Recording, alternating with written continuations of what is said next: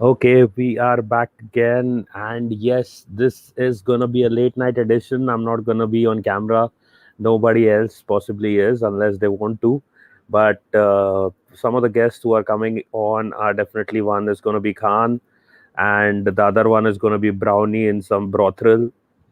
He's gonna be fooling around with uh, some chicks, possibly. That is what he was saying.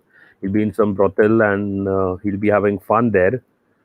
So as long as he's not messing around on camera or doing any such shit, I think no matter where he is, at a pub or at a brothel, or wherever he wants to be, he can be. And big up to the people in the chat. Big up to Miss Melina, big up to Cheddars, big up to John the Revenai, big up to Andrew, big up to Hayden, big up you guys, and hope you are all doing well. So this was Khan's idea, that he had a topic to discuss where he was talking about the fact that whether Ole is going to be at the wheel for too long or will he be sacked. Apparently, a lot of other fans from other clubs, like Khan from Manchester City, think that Ole's time is limited at Old Trafford and that he'll be gone soon. I bet, I bet, uh, I bet Adam will also agree, because he's like totally anti Ole. He'll tell you that story from his childhood days. It's like an adult sharing their experience. Asian adults do that a lot. Like when I was your age or when I was a kid, we had seen this kind of thing happen. This shit happened with us. So he'll keep going on and on about that story. Big up Fred as well. He'll say, Ole, that fraud who signed those 14 Norwegian players from the same agent, and he almost got us relegated from from the championship with Cardiff City. So he'll keep going on and on and on about that same story, and he'll obviously be Ole out all the way. And Khan may have a different point of view, but I think he's also for Ole out. He's not going to have that same old story that Adam keeps going on and on about. So before I go ahead, I would like to know how you guys are doing and what you are doing these days. Because last I saw Fred, he was a bit tense and everything was kind of going haywire with respect to the COVID and stuff. So how are you guys doing? How are you doing, Fred? How are you doing, John? And yeah, Fred has just put 1-6. Yes, 1-6. And how are you doing, Andrew, as well? Miss Melina Cheddars, how are you guys doing? And Khan is in the backstage. But before I go and add him, John is saying it's hilarious. United fans making thinking Poch wouldn't do better than Ole. He's a fraud. May the Norwegian golem be in charge forever. I think, see, that is the thing. I don't know whether it is we should be against it or for it. I think probably the smart things for other fans to be doing is saying that we should be for Ole. Ole in as long as possible. Hopefully, United don't figure it out. There are bigger problems as well. They know that the owners are also a big problem. But at the end of the day, I think we should just enjoy the show. But again, I will say that if Sancho had come in, it would have been a moral win for them. Things would have been a bit different. I feel so personally. Because when they lack creativity, they really lack creativity. So let me bring in Khan and let's see what Khan has to say. Big up to you, Khan. How are you doing? How are you, Dish? Yeah, I'm doing well. Today, not in the mood to come on camera. One fortnight stream, which was full of mishaps. I was trying to publish some articles, WhatsApp not working. Eventually, the stream also started lagging. I don't know what was happening. I couldn't host a game. A lot of crazy things happening today. We can play on Friday if you want. Fortnite. We Yeah, can play on Friday. I want to get back to Fortnite, but unfortunately, John is bored of Fortnite. So let's see now what can be done, because the problem from my end is that other people's audios can't be heard on the game because this Omelette Arcade is crap. John is saying the board problem they can solve themselves. Ole, they can't be. He's a useless manager that won't change. And yeah, Khan, you wanted to have this topic. So before we get into that, I'll just give a small outlay about my name. So we were teasing Adam. He just came back on Twitter. So I just said this in a funny way. Adam, you might be lasting longer in bed than you last on Twitter. So then Chadwick had a question for him, Adam. What would you prefer? Would you prefer that Cardiff City won the Premier League title, Wales won the World Cup, or or uh, or you could, shag the queen. And he said, and my response was obviously the third option. And then he said, I am not Michael Fagan. So the name came from there, neither a fag nor a fagan. But yes, so now getting back into the things, yeah. So do you think Ole is a good thing for you? Do you think he'll be the first one to be sacked, or do you think Lampard or someone else could be sacked before Ole? I think Ole will get sacked clearly because just looking at the United Tottenham game, they lost 6-1. It's absolutely hilarious, man. They're lacking something. Like for example, if you think about it, they've got is it Van de Beek? Yeah, Van de Beek. They brought him in, and you're playing Tottenham, a big club, a big team, good team, and you're not playing him. Like let's say when they play Newcastle, and they don't make changes, they're just gonna keep losing because you can just see that. For example, Van de Beek is gonna be saying, "When I'm gonna get my chance to play?" Like if you bought a quality midfielder, and you just don't play him. And I think the next 4 games they've got Newcastle, they've got Newcastle, PSG, Chelsea, Arsenal, and Everton in the next 4 to 5 games. Do you actually think they can get some points out of them? Uh, See, that is the thing. Whether we want them to get points or not, because see, suppose if they get some points out of those games, I think Ole will stay longer. So, I am not worried about it because there are a lot of problems at Manchester United, which is favoring Arsenal and other clubs around. And let me quickly get in George as well. He's here before last time I couldn't I've get got a him question on for you. early. I've got a question for you, right? No. Hi. Let's say United play Hi. Cavani against Yep. Newcastle or PSG, right? Let's say Yeah. Cavani is fit and they play him, and then Yeah. he gets injured. Then who have you got next? Martial's injured, Cavani's injured. Who have Marshall you is actually got suspended. next? Who's Igalo? Marshall is suspended. Marshall is suspended. But quickly, let Yeah, me go through suspended. the comments. Yaron. Uh, yep, George. But Marshall suspended. Yeah, he got a red card in the last game. What a silly player.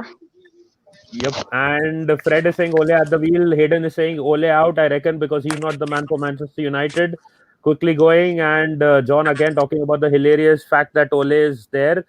Fred is saying, I'm fine. Big up to you, Fred. And apart from that, John is saying the board problem they can solve themselves. But again, he said that Ole, they can't.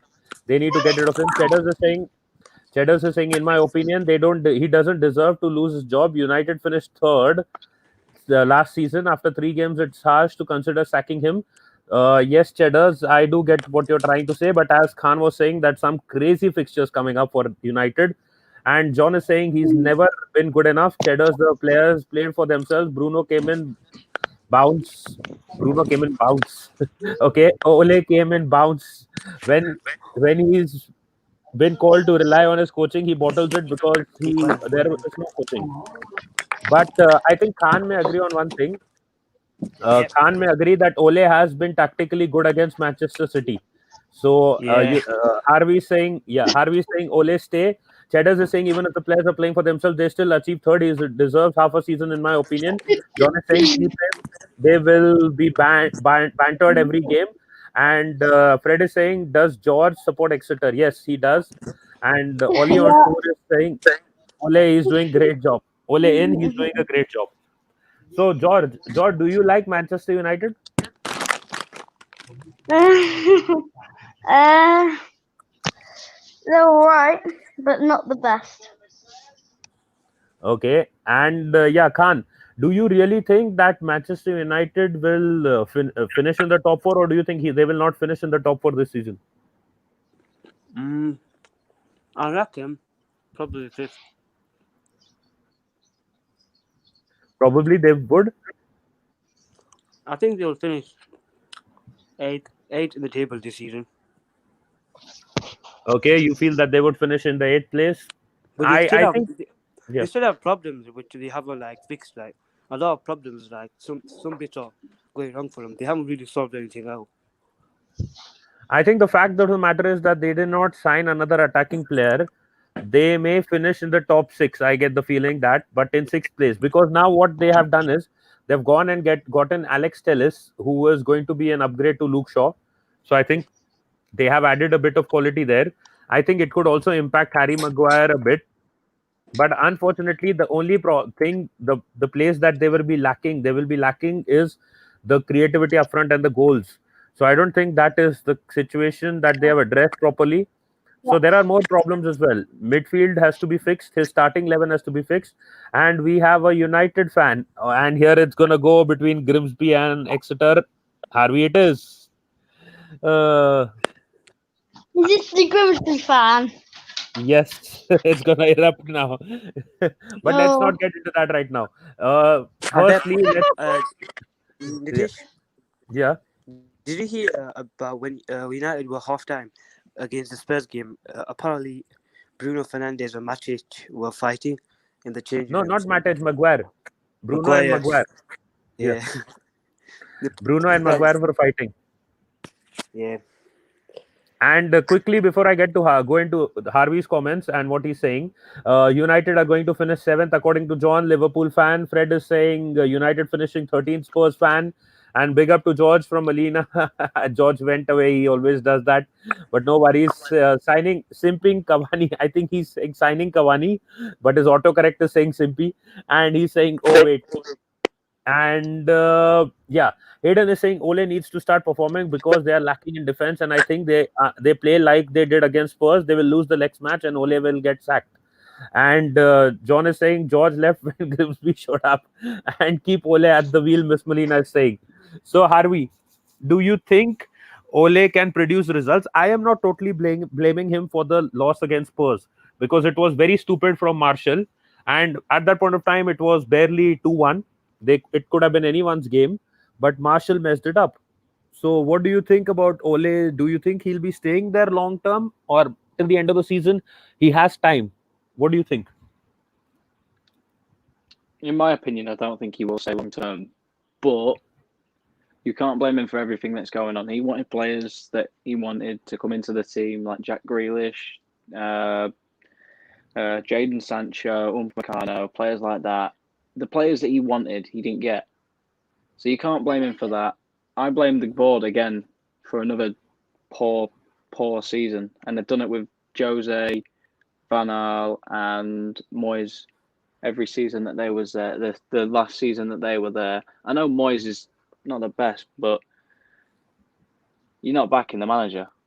The team ain't going to get nowhere. But tell me one thing, Harvey. Seriously, you have a lot of goal scorers. I mean, I said it. Yeah, you need more goal scorers.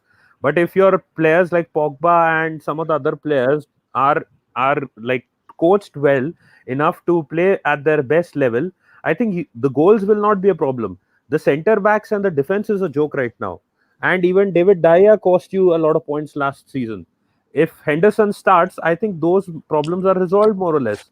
The team is not confident with David Daya's at the back. Maybe Henderson can change that. Yeah, I can see what you're saying there. I think he does deserve his first chance as on his debut at maybe Newcastle, but I don't see it happening anytime soon. I think it's only EFL Cups and FA Cup matches he'll be playing in. Yeah, that is why it was hard to understand why would he prefer to stay at Manchester United or not go back on loan to Sheffield when if he was not being started in the games. And John is referring to my joke on Daniel's channel the other day. But Nitish, United signed Sancho. Oh wait, that was fun on Daniel's channel. And John is saying he's still pony. He has a good team. Yet the board are idiots. But Ole is a terrible coach. Doesn't United deserve the best? Ole is a terrible manager. I'm sorry. I remember a lot of people saying that. I think it was Adam or it was Sam who was referring that a lot of United fans were saying that if Ole didn't stick his leg out in that Champions League final, he would have never been anything to United, like more than a bench player. And he's become a legend because of that lucky moment that he had in history. What do you think about that, Harvey? Do you think he was anyways going to be a legend, or just because of those moments he's been like back to be the manager now, and a lot of expectations are of him? He's one of the best super subs in the world. That's all I'm going to say. with the case being, he's not a good manager, I respect that, 'cause I know he's not. We all know he's not a good manager, but we'd rather back the manager than the board, because if we got a new board, we got a new chairman, they'd realise that Ole wasn't a good manager at all, and they'd get someone else in. And I think if Ole leaves the job, I think that just shows how hard of a job Man United's managing is, because they're not backing him, they're not respecting him. And if you remember one thing, there was a mega drop between his internship role when he was like a interim manager to when he actually became the first team manager. There was a mega drop in the level of performances, and it was quite evident. I think even Khan would agree with that. Khan, don't you remember the time when Ole was an interim manager, and then all of a sudden he got a job? He was winning games when he was the interim manager, and then when he became the permanent manager, he couldn't stop losing for some time. Oh yeah, I do remember that. Well, the So- thing so is, do- most people Yeah. will say the board really have backed him up. To be honest,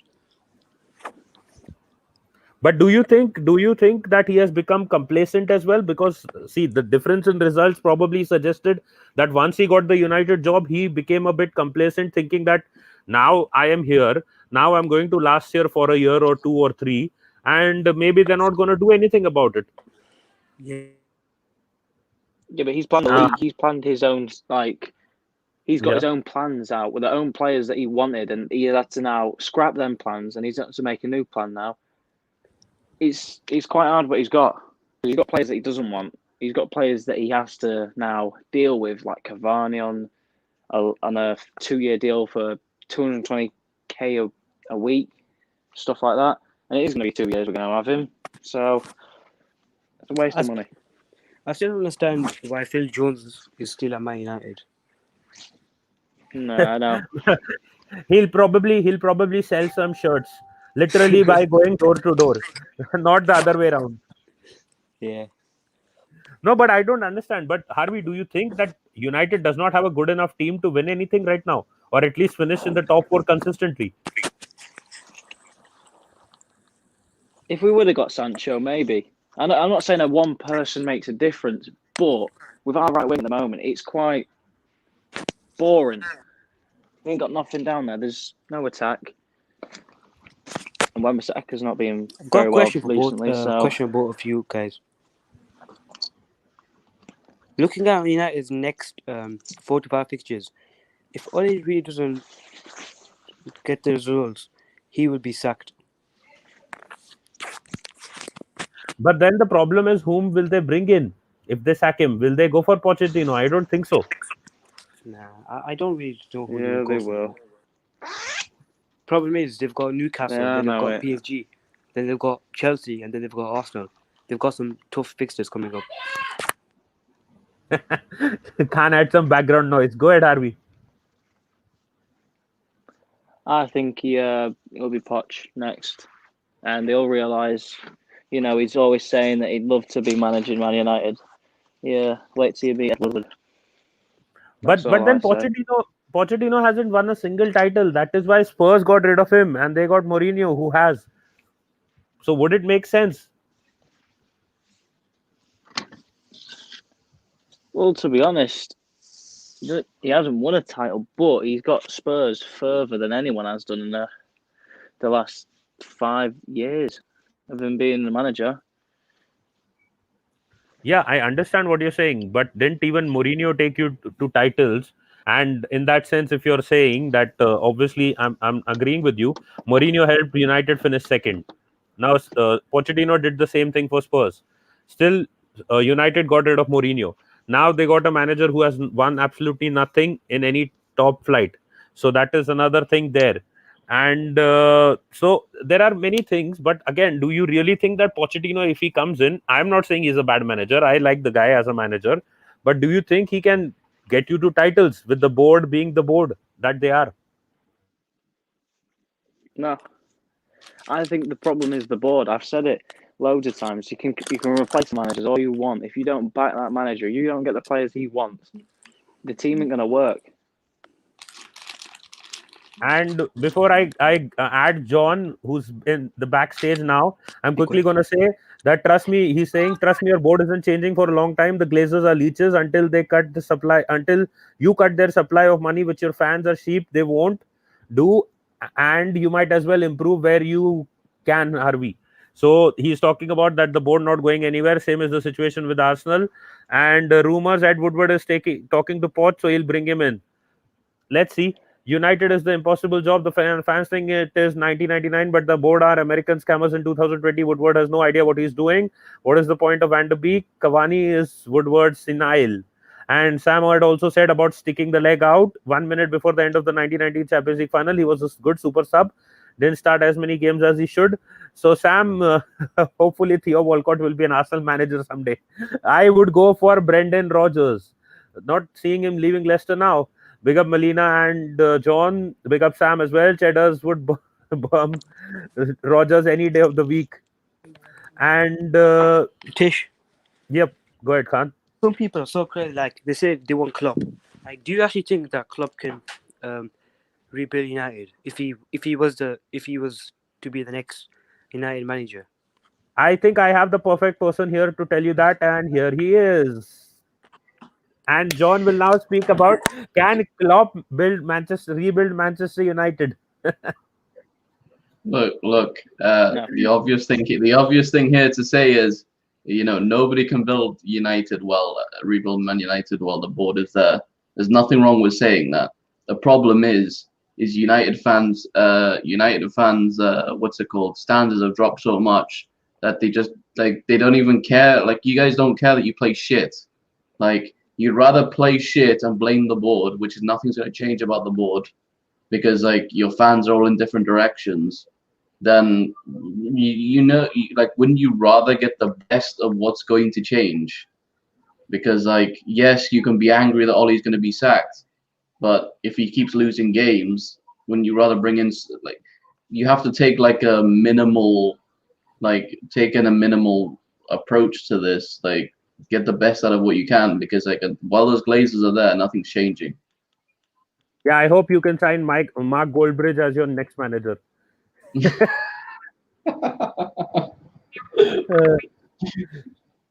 And apparently, since England beat Belgium, a lot of people are saying that maybe Manchester United should have gone for Declan Rice.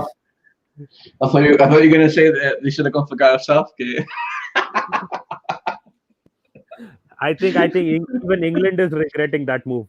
So let me not go there. But Sam is saying Klopp the flop before he gets into that. And only down from here, cheddars like Borussia Dortmund. But the fact of the matter is, okay, I understand Manchester United lost 6-1 to Spurs. It was a red card that changed the game on its head. I'll be honest with you. Till that point of time, United got the lead. Yes, they conceded 2, but it was anyone's game. In the same week now, Liverpool lost 7-2 to Aston Villa as well. So I think a bad game can happen to any team. And when you go down to 10 men so early in the game, I get the feeling that it is something that is expected. You may either be able to pull off a miracle, or you may go down in that game and it may get embarrassing. So I think at the end of the day, it was option 2 on that day. But counting the manager out because of that, I don't think so. Not yet, maybe. Maybe once, as Khan is saying, all those important fixtures are there. Once those come in and what are the results based on that, I think the decision will be made. But then again, going back to Harvey, will you be happy if Pochettino takes over from Ole, or do you think it won't be too much different because the board is the problem, according to you? Of course, I'd be happy. Poch is a good manager. He's got a lot more experience than Ole. I think, to be honest with him, Ole should be more of a director of football, not a manager. I don't think he's got that in him at all. If we had Poch, I think that'd be a good thing for us if we could part ways with Ole in a good way and make him still a club legend. Okay. Instead of ruining that legacy. But for some reason, he has Manchester City's number, and Khan will agree that for some reason he likes to beat Pep. And John will say, I think everyone has Pep's number this season, Nitesh. So I don't think it matters that Ole's got his number from last season. Hopefully, we can get Pep's number 2 and get him on one of these podcasts. But I have the Cardiff City fan, and today I think it will be less volatile because he's also off camera. It's an off-camera stream. I think everyone is. He's taking a shit then if he's off camera. You know that. No, he was apparently at someone's place. So let's not get into the details there. How are you doing, Adam?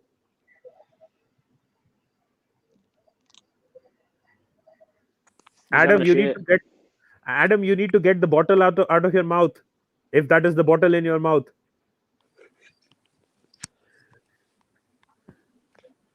Adam, are you at the brothel again? Okay, I'll just give him a couple of minutes. Maybe he'll be back soon. But yes, so again, John, do you said that you feel that Manchester United will not finish in the top 6? You said they'll finish 7th, I guess. Yeah, it's like 6 or 7 for me. I mean, it's difficult because on current form, you have to say so. They have tough fixtures. Everybody else is strengthened. United scraped into the top 4 because Chelsea are in 4th with goal difference, and Leicester were 1 point behind them. And Leicester have in my opinion, a better manager than Ollie, and they've added a little bit of strength to them with a couple of signings.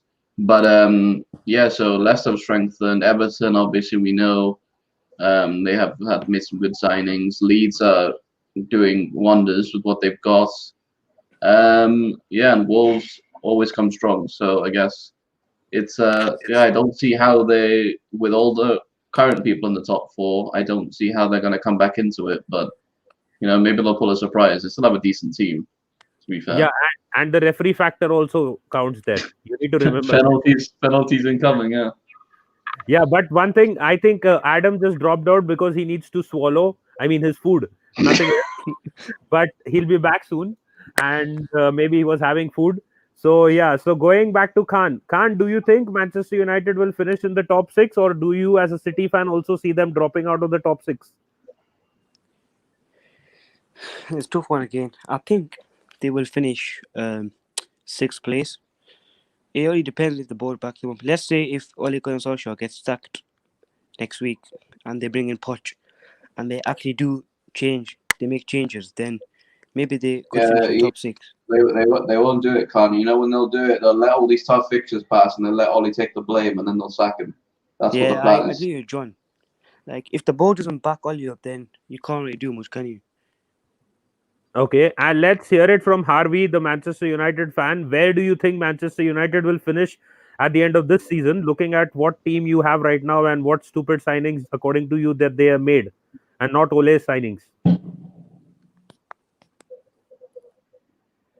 Well, I don't. At the moment, I think obviously it's going to be a top 10 for us, but I don't see us in the top 10. It's embarrassing what we're doing. Wow. It's like with Chelsea, do you know when they won the league and then they went straight back down, and they went like 12.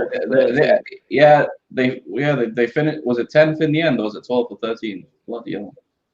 I think they 12th, finished. I think. Need to remember that. I thought it was 10th. I'm not sure, but I think that's what we're going to do this year. I don't think we're going to even challenge for it. Okay, and do you have any hopes of any title, any cup title that you can win? No, not with Grandpa Cavani up front. No. I think you are. Natasha, I wanted to come back on a point you said earlier. By the way, I think you're, as an Arsenal fan, I think you're being really fair on Pochettino. As an Arsenal fan, you should know that it's Tottenham. They're the most weak mentality team. You can't blame a guy for not winning a trophy with them. Those guys would crumble in any final. I don't think you can put a lot of that on the manager. Come on, that final, they were dominating in every stat apart from the finishing and the goals. But that's what I'm saying. They were dominated. Yeah, they were. They were. I'd say like they had the better of the play, but we dominated where it counted. That's the thing in the game, and like we said, Spurs are that type of team. You may have all the tactics you want, but like when it comes into the battle, they're soft. Yeah, and that's why they probably lost a lot of their chances to win a title. And that season where they bottled it and Arsenal finished second, I always remember that season. But And yeah. that's probably why they put that Mourinho comment in that you need to be naughty, was it, or was it you don't need to be Well- nice.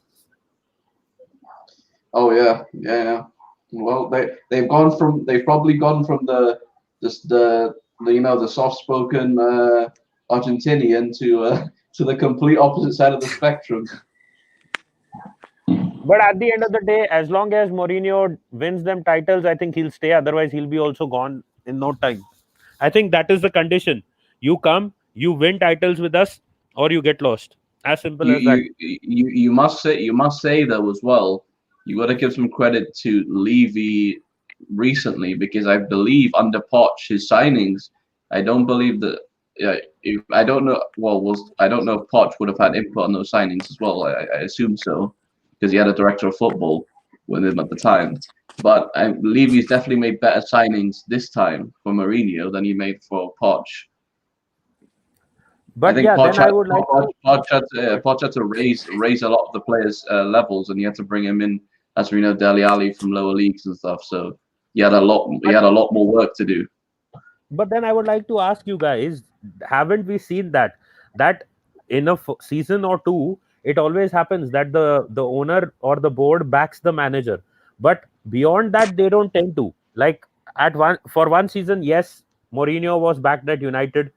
Then the third season, I think the second season he wasn't. Similarly with Pochettino, he was backed for a couple of seasons by Spurs. Then he wasn't last season. So last summer window. So then he got sacked. So similar is the thing. That's a bad pattern though, Nitesh, because a lot of teams haven't had continued success because of that. Because if you see, who had continued success? Sir Alex Ferguson. Every year they'd improve his team, and every year he keep coming back. Obviously, he was an amazing coach at the same time, but still, you still need the support from the board every year. And teams that don't get that, we struggle. That's why now Liverpool are probably going to struggle, because we've had an okay support, but it's not crazy support to retain the league, in my opinion. But no, I don't think so. You have had support last season. Last summer transfer window was a waste. Yeah. This season, Thiago Alcantara may be the best signing. Maybe Jota number 2, but are they good enough replacements long term? I don't know. They can be long term players, but at the end of the day, whether are they equivalent to the quality that you need? I you know what the funny thing is? Thiago has barely played a couple of games, I think, for Liverpool, right? But the Liverpool fans were he's played one game, I think. Yeah, one game. I think 1 or 2. I think it was 2, if I'm not wrong. No, he's played Chelsea, and that's it. The COVID stopped him playing the last 2 games. So yeah. Yeah, and you know what the Liverpool fans were saying? We lost to Aston Villa because we didn't have Mane and we didn't have Thiago. I mean to say, the guy has played 1 game for you. And well, the plastic fans on Twitter would say that, but I've been hearing a lot more people saying we lost that game because we didn't have Henderson, and obviously blaming Adrian. But yeah, that's gonna happen. If you didn't have Henderson, you didn't have him even for the Arsenal game. But we lost to you, and you lost to Aston Villa. So you had a good enough team on the pitch that day. You had Alexander-Arnold, you had Robertson, you had all your guys. Joe Gomez looked like a joke. Okay, I can understand you didn't have Alisson, who was the major miss because he played against Aston Villa. But how can, when fans say that the loss is not based on 1 or 2 players, it is a team thing, then how can you say on that day, like Jota has been playing well, how can you then say that we lost the game because this player was not there? You shouldn't be losing those games. That was I just told you what I was hearing. I know there was a lot of factors to why we lost that game. There were a lot of players that didn't play well. We know Trent didn't play well. Gomez didn't play well. Bobby Firmino missed too many chances again, as usual. And then he scores a brace from Brazil, of course, the irony. But, what you missed is Sadio Mane, mostly. Yeah, well, I'm saying like Nitesh is saying like, how can you say it's like one player, but it's not. There was like that collection of players. I think like we had Mane against Arsenal. That's why maybe we didn't see the Hendo miss so much because I think he's a very important player to us. But then I think Henderson is very important when we have a bad game.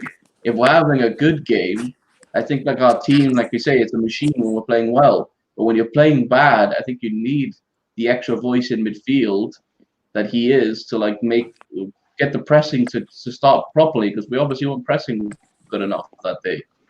That's why they got so many chances. And you better hope that Van Dijk doesn't remain Van Mustafi, because otherwise he's going to be called a one-season wonder after this, or maybe Well, two-season one.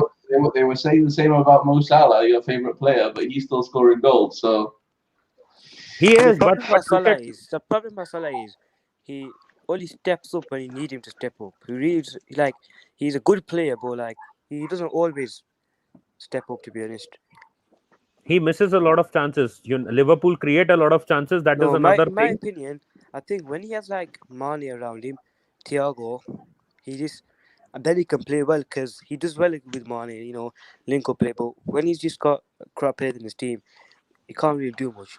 For example, He look doesn't. at that. He, Look at he in the doesn't Aston make a Villa game. In the Aston Villa game, he still got 2 goals, and that was a very different game for him because he took his chances, which is unlike Mo Salah, as you said. He usually needs a lot. So you know, it's that's very Mo Salah, where most of his games he needs a lot of chances to score 1 goal, but there are those games where he will just score his chances, which I'm hoping, you know, maybe we'll see a few more of those games this season, and it'll be enough to get us a few more wins, because Yeah, what about because Mbappe? like I think a lot of people have said, this season is going to be a very low total to win the league. I bet it's going to be Yeah, because it's going to be low 80s. I bet.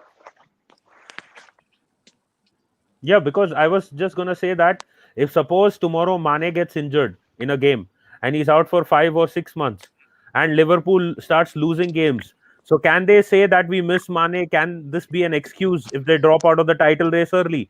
They can't be making these excuses that Mane was missing or Henderson is missing. At the end of the day, it's the players on the pitch that need to perform. If Gomez Uh, isn't good enough, uh, then why has Klopp kept him in the team? well, obviously there has to be questions answered, but at the same time, you have, if you want a title, you have to give some players some some faith, and if that costs you for 1 season, well, then you have to make the changes and go again next season. Like, I don't think it makes for good team spirit if like the players play bad and then you instantly take them out if you've just had success. I think you still need to give them a little bit of time. But you know, this is like Joe Gomez has had I think he's had a couple of bad games. I think if he keeps continuing, then yeah, definitely I want him. As soon as Matt is fit, I want him dropped. But you know, I think you still got to give him a little more time. But yeah, And with the Mane thing, I think you can do it for 1 or 2 games if he's missing. But if he's missing for a time, and obviously like you said, the coach knows it, then you can't blame on the player missing. You have to look back at why we didn't have enough cover. Yeah, so you have to go back to that. Is Mane back for the Everton game? No, I think he is. I think he is because Thiago's out of it, and Mane's was a few days after, so he should be back. But there's no word yet. it is right now showing possibly back in FPL as well, because I think it is very close. Like 11 days was the gap. I think 12 days was the gap, and 2 or 3 days before it was confirmed that he's tested positive before that last game, if you remember. So it is very on the border, you can say. If he tests negative, then he'll be possibly in. If he tests positive again, he's going to be out. And Sam was saying about the United job is good for making money, but impossible to reach any top targets when Woodward is literally a banker who suddenly became a football director. The guy is clueless. That is, I think, part of the problem. But then again, I am with respect to United and Liverpool, I think they have good enough first teams. The problem Ole faces right now is he doesn't know his first team. The problem Klopp faces is that his first team is good, but he doesn't have a good backup team. If his first team Yep. players are gone, like we've seen, Allison is out, He doesn't know whom to turn to for a goalkeeper. And I said, Like, Karius, for example, yeah. if you have Salah out and Mane out and Fabinho out, you don't really have anyone to back you up to back up them players. You know what I mean? Talking about Fabinho, I think I did not understand one thing when he saw that Gomez was having such a bad game that day against Aston Villa. I agree. I would have put Fabinho on now. Yeah, centre back. He can play a proper centre back. I mean, why he didn't do that is not. I don't understand it. I mean, come on, everyone. He was there. He's already started in the midfield. He should have just put Fabinho on and possibly brought in someone as the cops chasing them. It seems like, but yeah, what I was saying is, he could have either brought in Henderson or James Milner, pushed Fabinho back as centre back, which I think he did later on. He has removed Gomez in the game, but by the time he did it, it was too late. And I agree. Did you see the Liverpool Chelsea? Did you see the Liverpool Chelsea game when Klopp played Fabinho at centre back, and he actually did pretty well with Van Dijk. He mocked Werner the full game. I think this is more because, as I said before, I think Klopp likes Gomez. I think he wants to persist with him. Yeah, and if it costs him, we know Klopp's a stubborn manager, so it's he's not just going to change it for Fabinho as much as because I think we saw that with Pep, and it didn't work for Pep when he put Fernandinho in the back. Yeah, see, that the thing. The problem with Fernandinho and Manchester City was that Fernandinho is not a centre back, but Fabinho plays centre back for Brazil as well. So he is the designated centre back as well. Yeah. Does he? I thought he played right back. I know he's played right back before in his career, but I've never seen him play centre back before this. I think he has played centre back as well for Brazil, if I'm not wrong. So no, I don't think so. I think he's only played right back. So I think that was a new thing for him. So I think. Let me just quickly check. Can I find any instances? This is Danilo, not here. Hold on. I think he played centre back, if I'm not wrong. Brazil versus, going through the games. Bolivia, which one is this? Danilo here. Brazil versus Peru. Anyone has an update where, if I'm not wrong, I think he plays centre back and defensive midfield, both positions for Brazil. But I'm just trying to find out if I can find any game so that I can answer that accurately.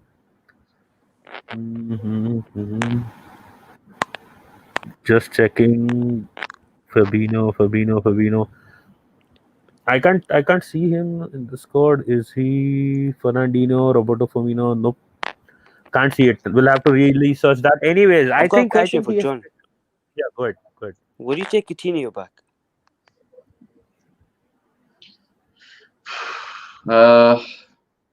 It's I mean,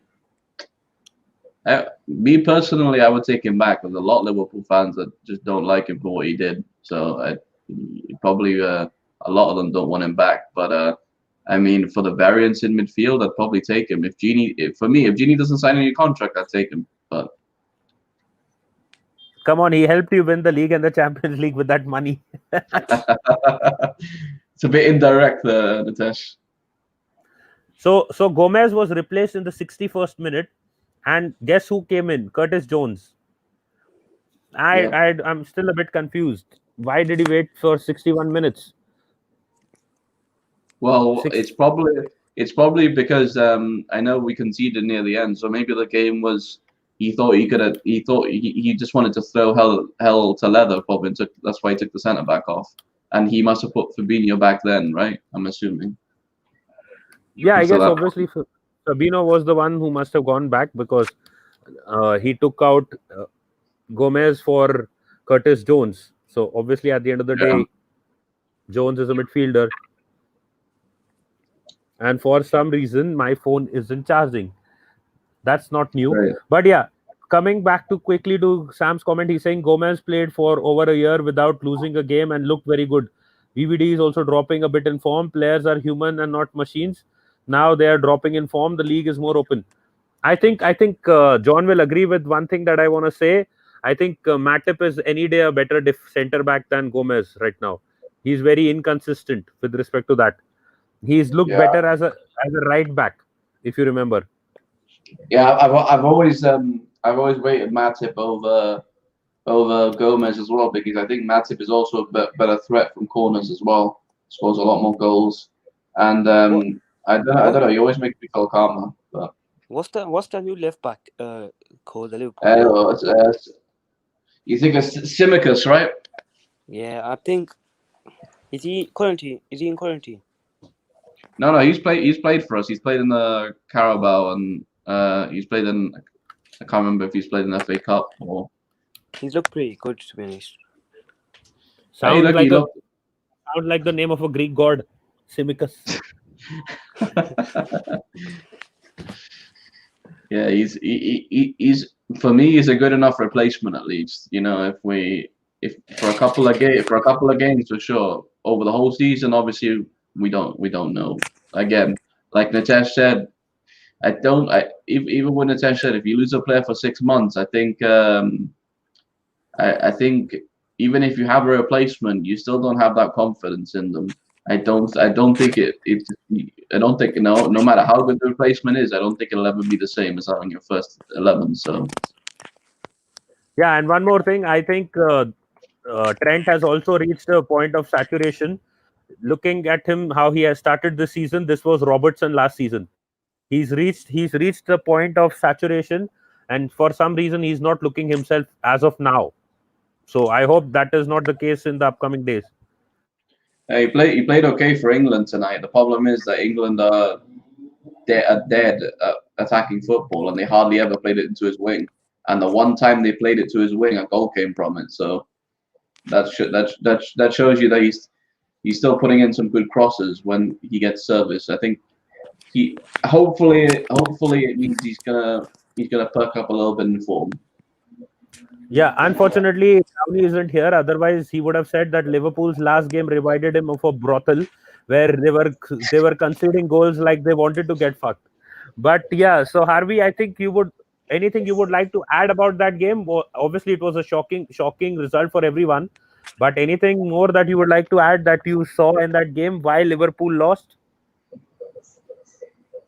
What, Liverpool against Villa? Yeah, 7-2. There's nothing much I can really say about it. We had the same thing. Looked real nice. I have to admit. But you've won the league, so we haven't. Yeah, Harvey, can you let Woodward know to give us Romero, please? Yeah, sure. I think John. I think John, you'll have to contact Romero's wife for that. She does all the talking. Yeah, that was hilarious. That post. Oh my god. Harvey, what was your reaction to that post by Romero's wife? You gotta feel bad for Romero though, right? I mean, he's like they did him dirty last season, didn't they? So yeah, Harvey, what was your reaction? They're not giving him any chances this year. They're not giving him any chances this year, and it's a fair point. Every time he got to the semi-finals, he got replaced for De Gea, and then they lost. I feel bad for him, and now he's been replaced by Henderson. So I don't know why we're keeping hold of him. Yep, no, I'm not getting personal here, but she looks kind of old. I think she must be elder to him or something like that. Maybe that is why she's doing all the talking. But anyways, her name is Ileana Guercio. Okay, that must be her first name. You know what would be justice for me? De Gea gets sold, and then Romero becomes number one. That would be justice for me. I think unfortunately, whether we all want that, but Henderson will become number one instead. We all know that. Yeah, that's where my head's at. Yeah, that's definitely what's gonna happen. Wasn't David Dyer's girlfriend who said that Manchester is a dirty city? If you remember all that time ago. It probably was. She was like, Oh, I man. love Espanyol. Manchester is a dirty city, and all that. I have no idea, but she was like quite pissed about being in Manchester or not excited enough to be there. So that is why she wanted him out as well, because she couldn't live there. I don't know what happened with her, but anyways, at the end of the day, if David is still in Manchester, and let's see what happens there. But Harvey, according to you, who should be number one, number two, number three in that order for Manchester United? I'm gonna have to do it. De Gea, Henderson, and Romero for now. Not because of Okay, what he's done, yeah. but because we all know De Gea is a better keeper. I think Okay. Romero does deserve some chances. So, but you would still rate him at number 3. 1, 2, 3, same as Ole. I think they're really good keepers, all of them. It's quite hard to rate them all. Okay, I hope. That's why it makes no sense that you kept Romero. Just sell the guy. God. No, I think it is, the problem is that Everton and Newcastle wanted him, I guess. Not Newcastle. I'm not sure Newcastle, but Everton at least wanted him as a backup for Pickford, and I think United sees them as a threat this season. So that is the reason they have not sold him. I don't think there is any other reason. Otherwise, it makes no sense unless they are planning to get 7 keepers like we got 7 or 8 centre backs. So that could, if that is part of the plan to sell shirts, goalkeeping shirts, then I can understand what they're trying to do. But coming to Khan, what do you can you list your first, second, and third with respect to goalkeepers at Manchester United? Right now, Yeah, right now.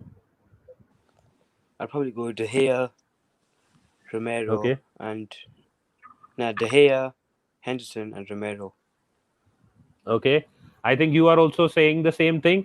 Then I don't understand, why are the fans even complaining? If everyone thinks that David De Gea is number 1 still, then I think I don't understand what's the complaining about. But I think John will maybe disagree on this, maybe order a bit. John, what is your top 3 for United? Yeah, my top 3 is. I'm going to disagree. Henderson, Romero, De Gea. And Okay. yeah, I would. You know why? From the the one clean sheet they kept this season, Henderson was in goal. De Gea, the defense. Why do you think the defense? It makes sense. Why do you think the defense is so shaky? He's they have no faith in De Gea from last season. He was shocking, and now when Henderson was in goal, I know it was Lincoln, but still, he still had to make some good saves. They have faith in Henderson, so that's why they kept the clean sheet. So yeah, I would get rid of De Gea. He's given the chat, I would say like have him there, and if he let him play the other games, and if he bucks up, yeah, maybe then you can keep him. I don't know. They have too many good keepers. One of them needs to go.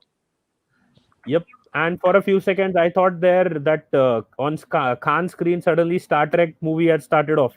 I was just going to say space, the final frontier. And then you switched off the camera again. It was all glittery lights. And I think I could see your specs. Khan, do you wear specs? Yeah. Yeah, so that is what I could see for a few seconds and all glittery lights. So I was getting that Star Trek. I just had a clean shave. I couldn't see it that clearly because it was very dark, but it felt like space and there were lights, a few lights. I saw it as well. Yeah. So the next thing was, but then again, I think if Henderson maybe starts playing now, I mean, this is the time that he needs to be given the starts because they got some tough games coming up. And if they stick to David De Gea and if he makes errors, I think then they are screwed. So I think Ole needs to man up and make that tough call that I need to drop David De Gea and get in Henderson. And I don't know what they're scared about with regards to selling Romero. Do they know that they have a world-class third keeper as well? And if they sell him to Everton or any other Premier League rival, they may be in trouble with regards to a top 4 finish. I think United knows that and they have been caught out on that, and that is why they didn't sell Romero in the summer transfer window.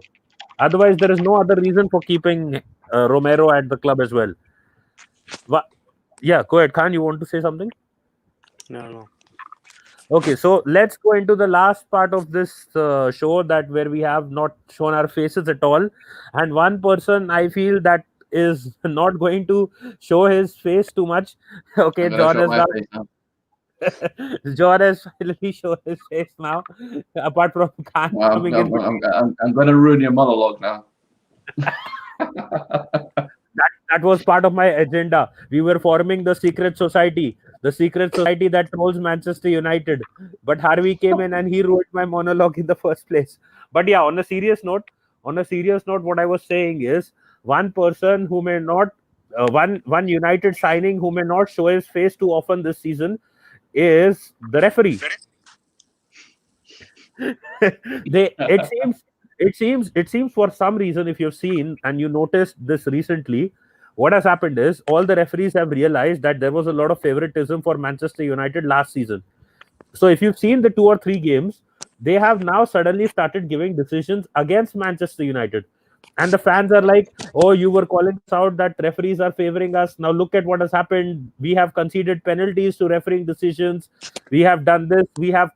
Refereeing decision has cost us the point and all that nonsense. So now do you see that there is a change, and do you think that referees will not be favoring Manchester United in any way right now?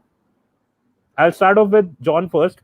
John, do you think that this thing that referees were being called out last season is actually having an impact on the decisions that they're making to an extent? Yeah, I think it will. I think it will early on, and then I think it will early on, and I think later on in the season when people stop talking about it, and because it's referees will stop giving decisions, it'll slip back in again, ready for next season again. And yeah, but I think it will change for the majority of the season. And it's hilarious, yeah, because a lot of people say we are Liverpool or whatever, all the bullshit nicknames or whatever. But we had one penalty in the first game, and ever since we had a red card that was given as a yellow card and needed VAR to change it. So without VAR, we're getting wrong decisions again. In the Aston Villa game, Mo Salah got taken out for a clean penalty and wasn't given again. No VAR check for that either. And obviously the game wouldn't have changed, but it still would be nice for Mo Salah to get penalties when he's chopped down in the box. But they never give anything to Mo Salah anymore. So It would have been really good for FPL as well. exactly, I would have loved a hat trick for him. Yeah, but yeah, it's But but yeah, I think for United, it always comes back eventually. I don't know. Maybe it's because they have the biggest fan base, so how are you gonna know which referee has a fondness for United or whatever? and you know what the funny thing was, at the end of the Leicester City versus Manchester City game, they were saying you were calling us, we buy referees or we get penalties and referees favor us. Look at what Leicester did. They got 3 penalties in a single game. So they were like, United fans were like, look at Leicester, they got 3 penalties in a single game, and you think referees favor us? Referees favor Leicester. This was what was the propaganda or the agenda going around after one game. Like seriously, what was going on? That was funny. So Khan, I want to ask you as well. Do you think the refereeing decisions this time will be more unbiased, or do you think it will again favor United in some way or the other? I think they will favor United because we do know that every season it happens, man. I just don't understand what is wrong with VAR. Like some people probably say Liverpool, but I disagree. I think I don't really say Liverpool, but it's a bit tough to be honest because, example, you got referees like Michael Oliver, who most of the time don't know what day is. I just don't understand this. I don't understand this VAR rule. Like, if there's no contact or anything, you can't really give a penalty. I mean, Yeah, there's I think the reason VAR is here is because our referees are so shocking. I mean, it's all over Europe. I think because must be like FIFA. If FIFA introduce something like this or UEFA, they have to put it everywhere. So it seems fair, but we all know that they probably got a million complaints about English referees, and they said we need to put something to back them up because they can't even make right decisions even when they're looking directly at it half the time. So we need something to look at it like a million times and still not make the right decision sometimes. Yeah. Maybe they need to have that. Maybe they need to have that sixth sense which Daredevil has, because they're all fucking blind. So we have another face, another guy with the camera on coming in, and it's Jahid. Jahid. Nitish, Yes. Yes, Khan. Good. early on, like you were saying to me, you want your channel to grow. I've told 3 of my friends to subscribe to your channel and help your channel grow. I was just wondering if you could like do more streams. Like if you have time, you could maybe do more streams, and then from there your channel can kind of grow. Definitely, Khan. I have no problem doing more streams. The only thing is that unfortunately I don't get too much time these days because the IPL is going on, and John knows how crazy it is because he started watching the IPL a bit as well now. every game has at least 2 to 3 stories coming out of it. They are What's like the all. now? It's 2:20 a.m. I'm addicted now and attached to IPL. What's the topic about then? Oh, we were discussing. We're discussing referees and if they would benefit United this season. And Khan is saying Jahid has had a fresh trim. I didn't get a fresh trim. Might get one next week. Yeah. But yeah, but we. I'm gonna have hair down to my ass because I'm not going for a trim. I'm not going for a trim with COVID. And Miss Valina is saying, so this is Jahid. Wow, thought he was a kid.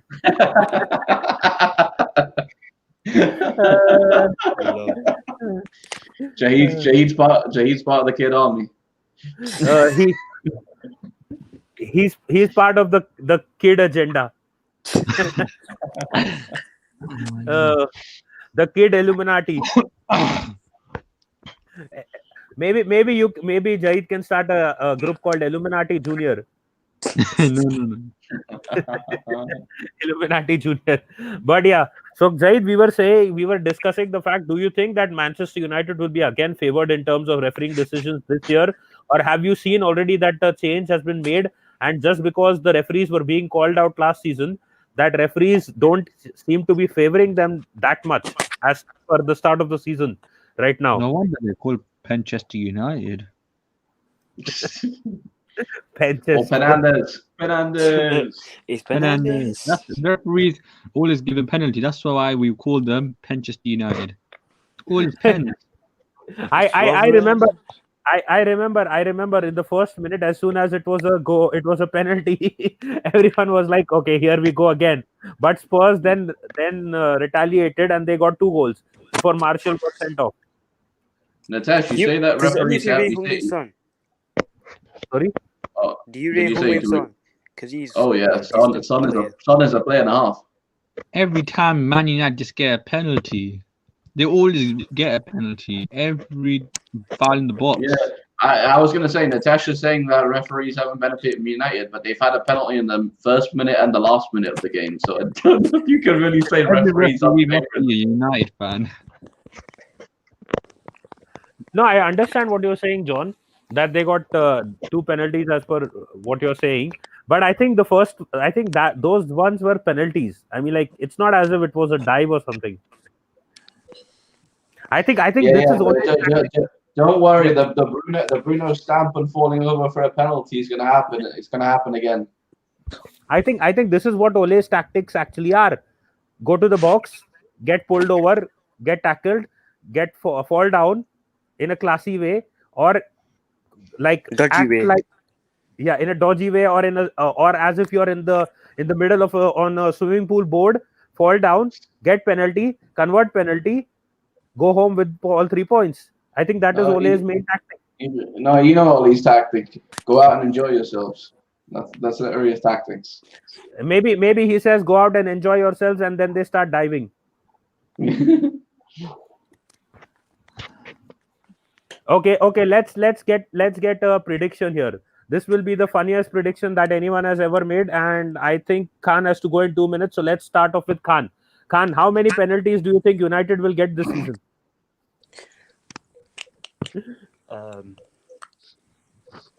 1 trillion. They they already got 2. To the season. I'm In this actually season. going to be like 1 billion penalties. That Do, must do be you, more than do, the. do you know? Do you know last season how many they got in the test? Wasn't it like 20 or something? I think. 25. Yeah, Wow. 25. 26, isn't it? 25 penalties for United last season.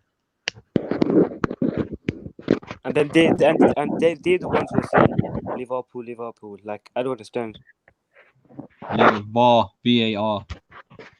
Like, I don't say Liverpool because I'm not that kind of person. But most United fans, they'll be like, Liverpool, and they get like 25 penalties themselves. Yeah, it's hypocrisy of the highest order.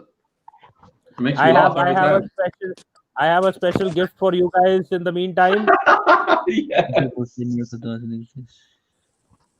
Some people say miracles don't exist, but Maguire proved them wrong because I he know didn't that. make a mistake tonight. He didn't make any mistake tonight. Yeah. I think he made all his mistakes in Greece. Yeah, when I first But- saw the lineup, I was like, why is Maguire going to be in the lineup? Well, he's going to bottle this. Well, it's obviously Southgate as his favourites. I think the fact of the matter is that they knew that Lukaku is playing, so Lukaku will help them in. I think Southgate should be going to Specsavers because like Nick Pope had a great game against whoever they played before, Belgium. And literally, he stopped the 1-on-1. He caught everything, and then you have Pickford in goal, and yeah. What I mean, I happened to know Eden Hazard? what. What happened to Eden Hazard? He didn't play today. Yeah. Injured, He was. I don't know. He was injured. I think. Yeah. He's Oh, injured. injured, He's oh. injured. Yeah, he's injured. Nitish, Yeah. Yeah. I'm gonna go De now. Bruyne. See you soon, all. All right, Khan. Take care, Bye, John, Khan. everyone. Jahid. Bye. Yeah, you were saying, John? Is De Bruyne injured, Natesh? He came off on the 70th minute. He was in the lineup. He was. I hope he is because we are facing them next, and we are without Karen Pinney. All the FPL people will be ruined. We're hoping De Bruyne gets injured. I'm not hoping, but if he is, I am not complaining. No Aguero, no Jesus, no De Bruyne. That's their tactic. No, that is sad. No, Jesus is sad. I wanted Jesus. Yeah, you know, at least Alap gets his shots on target. Jesus just likes to decorate the stand.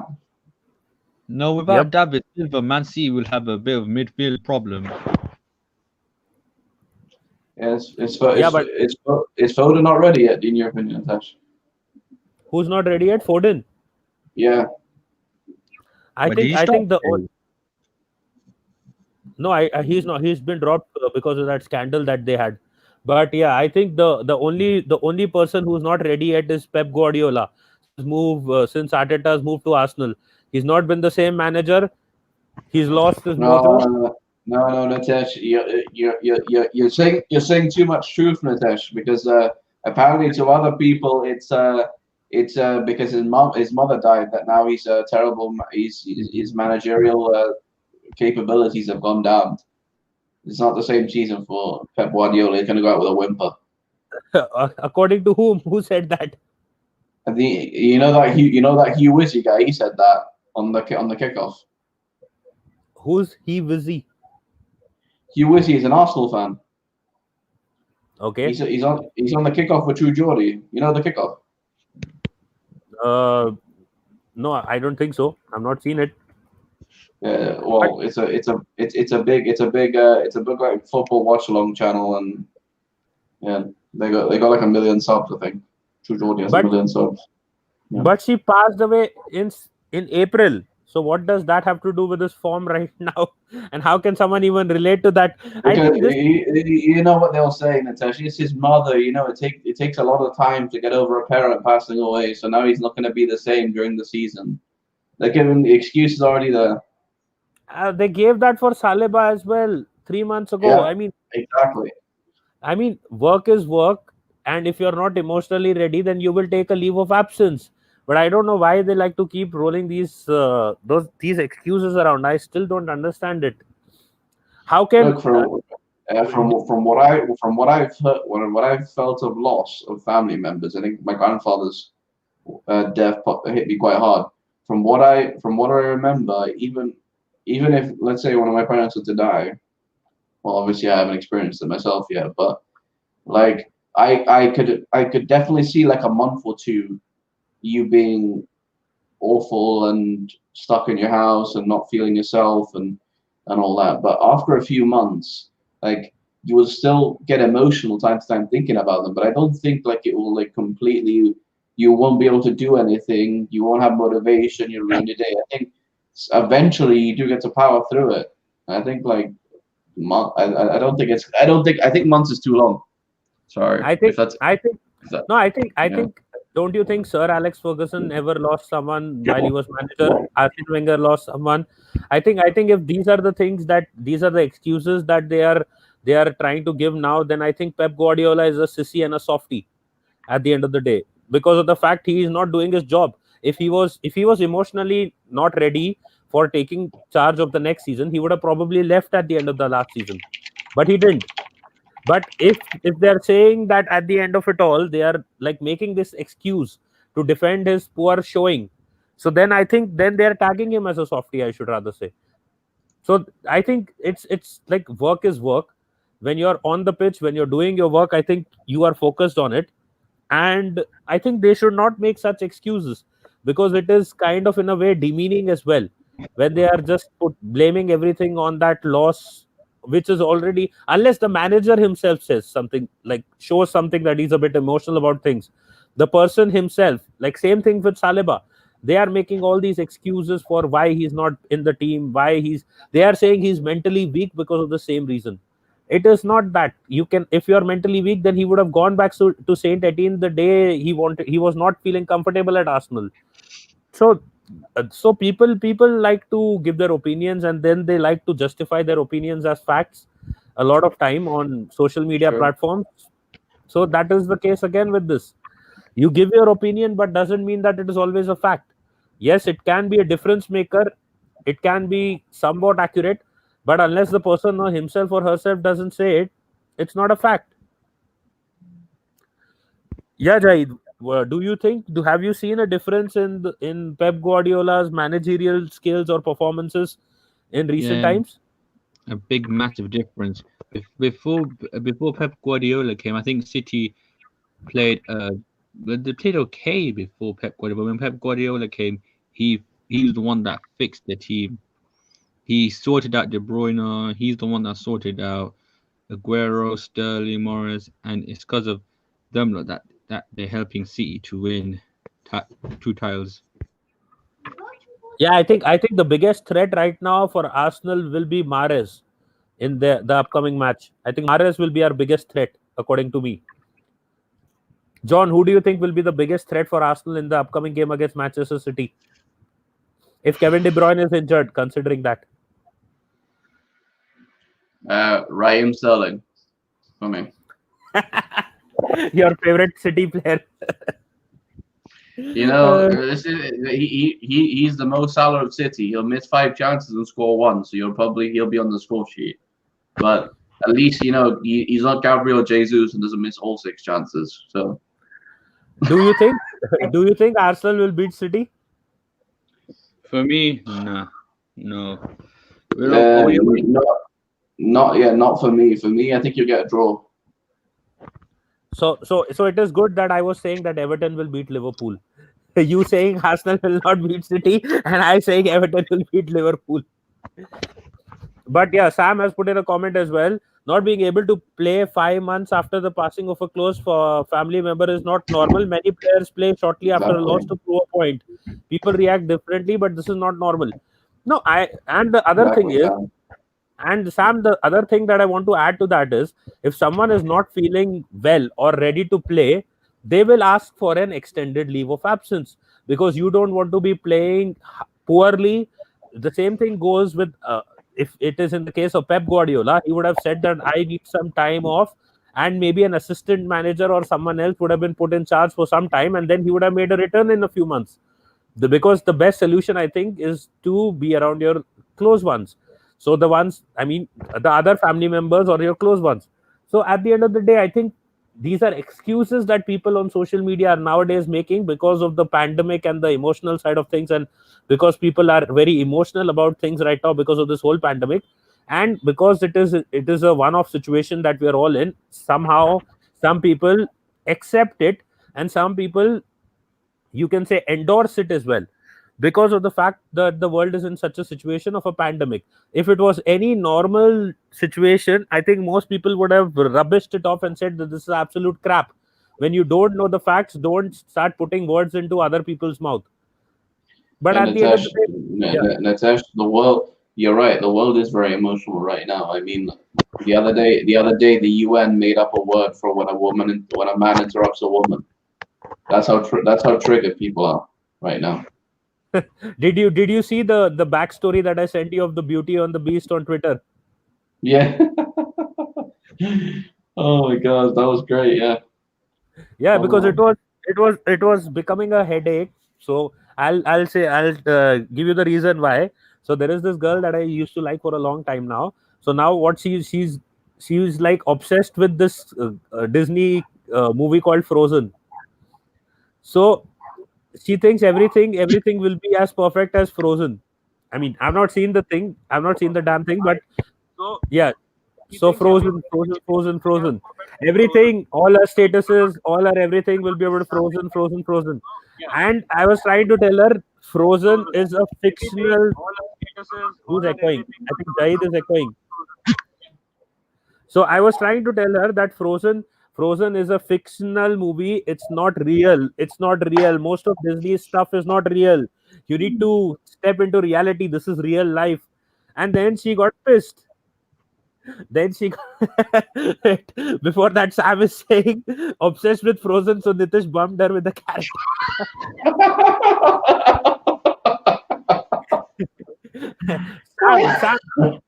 Sam, Do you think we can beat them in the Carabao Cup as well? hold on, just a minute, Jahid. We are having a moment here. Sam, it's Disney, not Looney Tunes. Hey, what's up, back? But it's not Looney Tunes. Yeah, Jahid, you were saying we can beat whom in the Carabao Cup? City. We got them in the Carabao Cup as well. Yeah, you do. I think rather than beating them in the league, we can beat them in the Carabao Cup. I think that is what is more obvious. Now, because City might play a young 11, we might play a young starting 11 as well. Arteta's taking that competition seriously from the last game. Like you guys played most of your fringe players, and you played quite strong. Xhaka played in that and all that. Yeah, you guys played a strongish team in that. So you probably do it again. I don't know about Pep, but I reckon he might play young starting 11, even if it's against us. Let's wait and watch. But just 2 quick comments from Sam. If this was the 80s, he would get a slap and told to play. Lol, not saying that is right either. But I know how tough those guys were at that point of time. And he's saying, what the fuck is bumping the cat and the Carabao? Oh, maybe Jahid thought he said like it's shoving a cabbage up the bum. You know, that's the cabbage cup. Jahid politely trying to switch the topic away from the R-rated stuff, but unfortunately, Sam got that. Let's get this out of the way. We have our minds in the muck. Big up for Jahid coming on camera and sharing his football opinions. Big up Bismilina as well. Yes. So yeah, Jahid was saying whether we can beat them. So I was saying that I don't think the league is. We can possibly get, as John was saying, maybe a draw. If we get a win in the league, that would be great. But I think the Carabao Cup is the realistic place where we can actually beat Manchester City. I agree. Yeah. Pens. I reckon it might go to pens. We love pens. We love pens. Yeah, got the Maitland Niles can flick one in again while not looking or whatever, you know. No, unfortunately, I didn't get the time, but I was planning a video where I was making a video why Arsenal will sign Jorginho, because we will take every game to penalties in the Europa League, in the League Cup, in the FA Cup. So then we have David Luiz. Listen to this logic. Listen to this logic. We have David Luiz who will take a penalty. We have Niles who will take a penalty. We have Aubameyang who will take a penalty. We'll have Jorginho who will take a penalty. We have Willian who will take a penalty. We will win every tournament on penalties. So that was the master plan for getting Jorginho in. Even Mustafi. I think one person who will not be taking penalties is El Neni. Oh my God, yeah. Yeah, you know what? I think that City game, Arsenal City game in the league is going to be like their game against Leeds. It's going to be like the same type of. And Ozil take a penalty.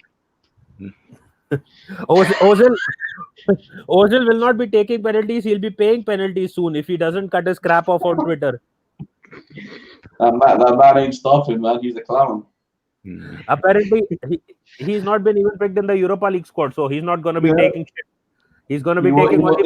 He's on the pitch to take a penalty. Yeah, on the squad. Yeah, he'll be. Pen. Who, Ozil? Yeah, I think he took it in the World Cup when he was initially brought onto the scene, if I remember right, or was it Khedira?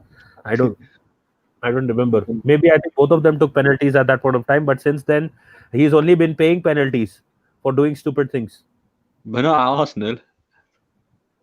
Sorry? But not at Arsenal.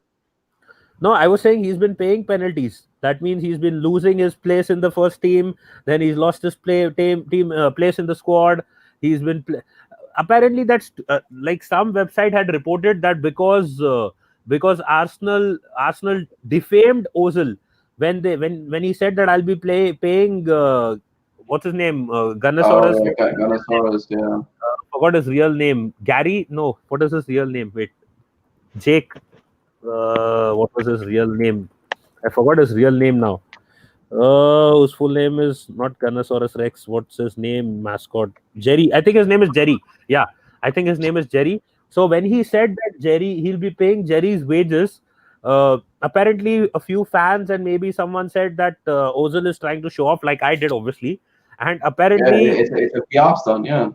Yeah, and apparently there was a comment by some of the websites or some news, I don't remember, some news websites and brands who were saying that Arsenal will be sued because they are trying to defame Ozil and Ozil will file a defamation case, which was the most hilarious thing that I could have heard.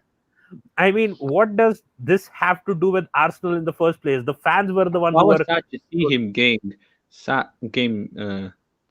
Yeah, wasn't there a story come out that they had reached an agreement or something for Ozil to go out of the club? No, I don't want him to leave. He's been in the club for like 20 odd years, so it'll be sad to see if he leaves. No, he's talking about Ozil. You're talking about Gunnosaurus. Gunnosaurus has been since 1990. I'm talking about Ozil. No, Ozil is not that old. He's not 68. He plays like 60. He plays like 60, but he's not 68. Yes, that's true. So the thing was, see, he's not been sacked. He's just been furloughed for the time being. He's just at home because there are no fans at the stadium. There are no events happening. First of all, people like Ozil don't even know their facts. Ozil had put up in that status that he's been made redundant. He's not been made redundant. He's just been given a furloughing, which means that you will be at home till the time we need you and we have you back, which is till the time when events start off, live fans at the games start off again. So he is now... A club from Saudi Arabia offered Ozil £5 million. Yes, I know. I heard that. They offered him a great salary, offered him an exit, but the guy said no.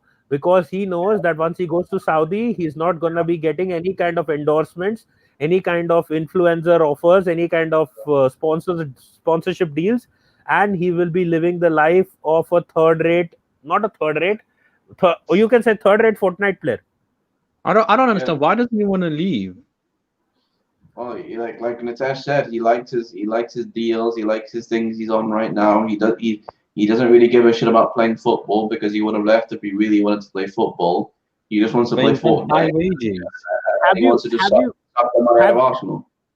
Have you seen the kind of comments that were coming on Twitter when I posted that Ozil, this is just a PR stunt? People are saying, no, Ozil is the only man at the club. He is the only one who can stand up to Stan Kroenke. He's the one-man army. He's fighting Stan Kroenke. This guy is the real deal. Those people are delusional. They are saying he was. You know what I said? I put up this point that Ozil first said, no, I am not taking a pay cut, which money would have gone into furloughing less of the staff. Then when a staff member is furloughed, he's saying, now I'm going to pay the club for this person because he's being furloughed. So I said, don't you see the irony in this? They were like, no, the Arsenal board did not give Ozil the guarantee and the assurance that the money will be spent in the right way. Does that make sense? Out of all the players at the club, everyone apart from maybe 2 or 3 players have taken a pay cut, and this guy is the highest paid guy at the club, and he is saying that I am not ready to take a pay cut unless you give me all the details. Is he working for the club or is the club working for him? So that is the irony that I did not understand there as well. But at the end of the day, Sam is saying there are reports that Frog Eyes rejected a lucrative deal to play in Saudi Arabia. What a fraud! The guy had the chance to make good amount of money. Arsenal would have said, no worries, thanks for the memories, time to fuck off. But he did not leave because he likes. When was the last time Ozil played in his prime? What prime? He had a prime. At Real Madrid. Real Madrid. I think maybe one season. He had one good season at Arsenal. I was gonna say he had one good season at Arsenal, then he hit like 20 assists or something, and then he died after that again. Under Emery, he failed. Emery didn't want to play him, but at the end of the day, the fans' pressure on the board and Emery got to him. So he didn't have a choice. But for the people that said that Emery ruined his career, Ozil was already going downhill. It doesn't matter who the manager was; he was going to be shit. He was going to be shit regardless. And the thing with respect to that, it's not Emery's fault. I'll tell you why. Because his contract has certain clauses where he gets paid according to the number of games that he plays. And so the club does not want him to play all the games or minimum number of games so that he does not get those bonuses. 350k a week, what he's being paid. Yeah, 350k a week that he's being paid will not be credited to his account. He's not going to get the entire 350k. He will be getting certain number of amounts and perks based on what number of games he plays and what results he produces and where we finish in the table. So those are a lot of things that the club would have also pushed on to Emery, that you don't need to play Ozil. You don't have to play Ozil. We don't want you to play Ozil because of these factors. So there are more factors to it than just Emery, because Emery did bring him in. If you remember, I think Emery even started with him at the start of his first season.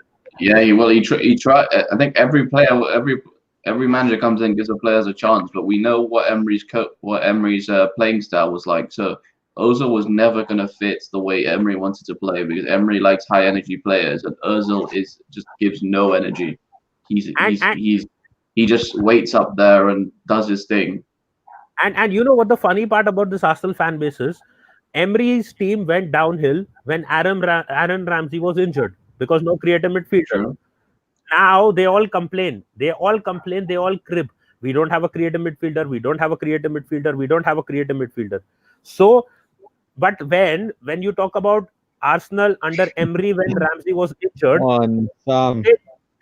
they never highlight the fact they never highlight that fact that at that point of time, the problem was the same that is right now. And last season also, the problem was the same that is right now. No creative midfielder.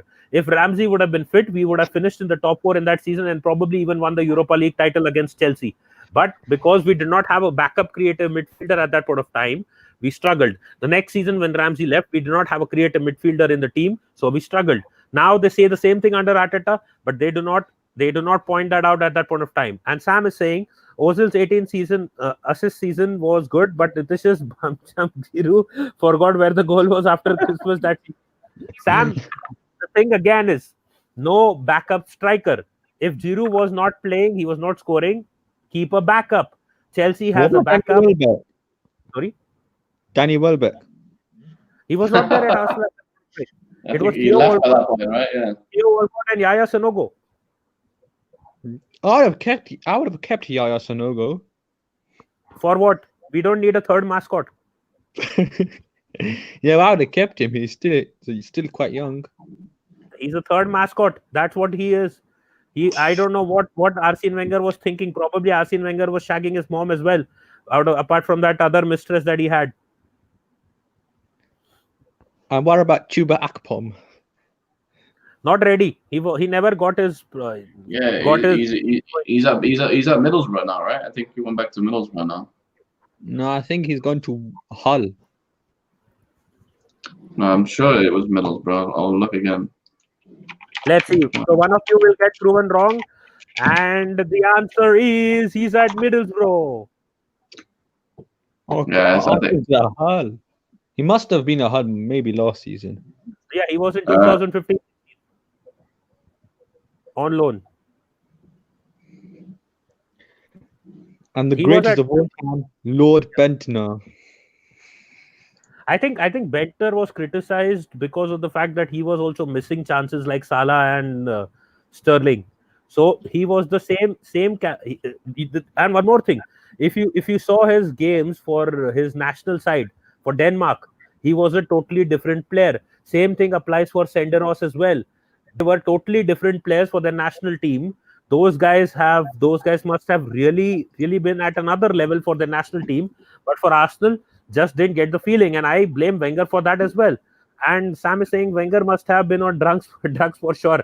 I think Wenger has been on drugs for the last 10 seasons. That's why he probably stopped smoking cigarettes. Yeah, I can't believe Chuba Akpom is 25 now. He's He's not old. He's not too old. But the problem was he never clicked at Arsenal. He never looked like that player who would.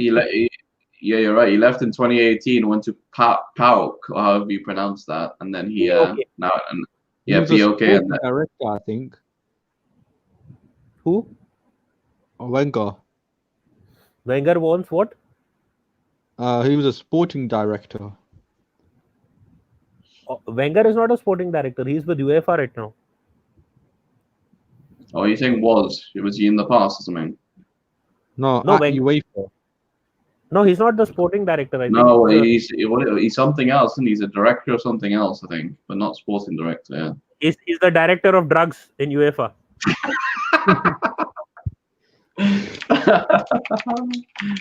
Brenton, I thought he was Ibrahimovic. That's true, Sam. He's the what is he? He was a member of the technical panel of the International Football Association board. And the best thing about Chuba Akpom is his name.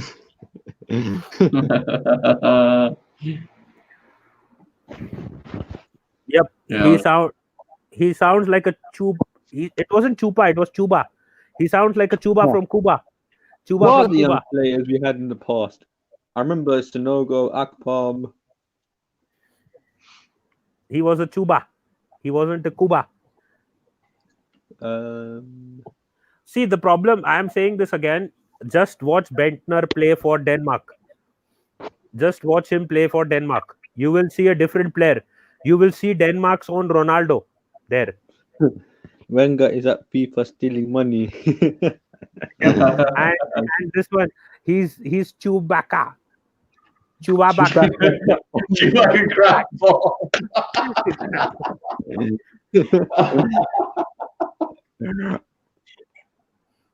Crab bomb. Yeah, I want Sam to like just sit there and keep making those names for all players. That's pretty good. Chuba. Reminded me of that Star Wars character. Who? What was his name? Chewbacca. Yeah, that's what he's put, Nitesh. Oh yeah, Put Chewbacca. Oh yeah. My bad. I didn't remember the name of the character anymore. You're like, oh, Chewbacca reminds me of Chewbacca. I wonder why.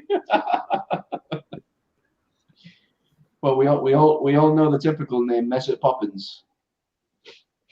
Yep. Unfortunately, his time at Arsenal is up. But one more thing, there were some idiots on Twitter who were apparently saying that Ozil should sign a contract extension. Oh my Whoever God. said that is dumb. Why would Ozil sign a new contract if he hasn't even done nothing in the club since last season? See, that is why I had this theory that the pandemic is also affecting people's brains. I mean, COVID gets to the head as well. That was my theory, because so many Arsenal fans, Manchester United fans, and other clubs fans are like totally gone off the roof at one point of time. Imagine if he does sign a new contract. How would you feel? I would put him in a Gunnosaurus suit. Sign him a new contract to make him the new Gunnosaurus. No, as per Sam, he would be the Frogosaurus, the new mascot.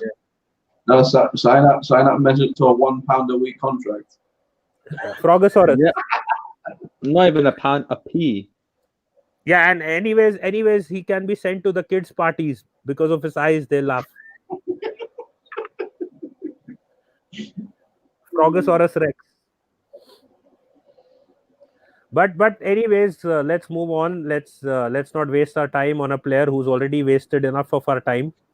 Yeah, same as David Luiz. Yeah, David Luiz would be Curlysaurus. But yeah, but the thing with David, the new contract. no, I don't think he's going to sign a new contract. I think that was only for this season. David Luiz, I don't know what charity case does he make that he got into the team ahead of Gabriel against Liverpool, which was totally not understandable. And if say Gabriel or if David Luiz starts again against Manchester City, we are literally fucked. No two ways about it. Yep. I hope Holding is starting ahead of David Luiz in that game. I hope. I seriously hope. How did we sign a David Luiz in the first place? No, I'm not saying that he didn't help us out last season. He did a lot of good things as well, but he's not supposed to be playing against these fast attacks. If you remember, I said it when I saw the lineup. I saw David Luiz in that lineup against Liverpool. I went off to sleep because I understood that the fact that with this defensive line, it's not going to work out for us. We can't. But if David Luiz in the lineup against City, we're done. I'm going back to sleep. I'm not going to watch the game. I'll watch it in the Carabao Cup. City. Yeah, I'm going to watch it in the Carabao Cup instead. I'll watch that game. At least we have a chance of winning that game. Yeah. Did you? Another topic. Did you guys see that? There's no point in watching the match. We're gonna lose straight away. Yeah, you were saying something. Yeah. Did you guys see the Haaland scored a hat-trick today for Norway versus Romania? It's Romania. I know it's a crap team, but still, that guy will never stop scoring. So maybe Sam's happy. Sam's happy. Norway won. Who saw Mason Mount goal? I heard that it was a deflection or something. It was a deflection. Deflection. It was like it was Alderweireld's deflection. So he came into the box and he shot from an angle, like in the FIFA, the finesse shot from the edge of the box. Yeah, it hit Alderweireld and went to the top corner. Oh, that must have been. So it was probably going wild. It was probably going wide, and then he deflected on target. Did they give it as an own goal? I don't know. Actually, I think they gave it to Mount. Should have been an own goal. It should be, because I don't think it was going in without it, but they probably gave it to Mount. Yeah, it must be Spurs players being Spurs players again. But yeah, I was just gonna say the only thing good about Romanian football is probably the chicks. Yeah, they gave it to Mount. I just checked it. Yeah, I was saying the only thing good about Romanian football is the chicks. I agree. Or Yummy. I need to come with you and go to Romania with you to get laid. No, don't worry. You'll have Brownie for company soon. He's not coming here. Sam said it so many times. I spoke to Sam. Sam said he was just playing along and talking to Adam about the India trip. He's not coming here, but Brownie won't accept it. He's like, I'll show you Sam's chat. I'll show you Sam's chat. We are ready. I am already packing my bags. I mean, that was an exaggeration. I know that, but at the end of the day, he's serious about coming to India. Anyways, Haaland did well, but Norway lost their game against Serbia. True. Norway have a talented team, but a useless coach. Sam, how about Ole? Yeah, send Ole over. Send Ole. That's what I was thinking. Send Ole over. How about Who is their coach? No idea. Probably just some nobody. Mr. Una Emery 2.0. Norway coach is Per Mathias Høgmo. Is this the guy? Looks like him. Wait, I'm just checking it. No, it's Probably Lars Una Emery Lagerback. 2.0. Lars Lagerback. It's Lars Lagerback. My bad. Not that. And Adam is talking shit. And if he goes there, Yeah, that's the same for me, Sam.